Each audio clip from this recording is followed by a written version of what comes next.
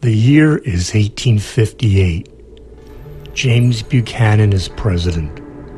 Minnesota is admitted as the 32nd U.S. state. The city of Denver, Colorado is found. Abraham Lincoln accepts his nomination for a seat in the U.S. Senate, and the construction of the New York State Inebriate Asylum begins.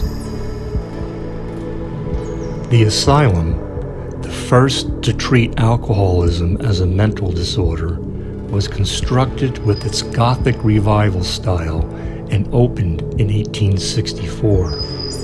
It served as such until 1879, when it was converted to a mental hospital.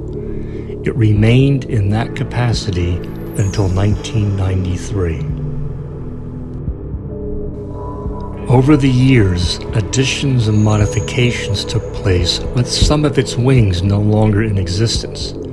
As an example, 8 towers were removed in 1954 due to safety concerns from falling stones. By order from then hospital director Dr. Arthur Rogers, the bell, which was located in one of the towers, is preserved under this canopy in front of the building, and it's still here today. In 2015, Binghamton University announced that it had taken over the building, and there are fortunately plans for rehabilitation.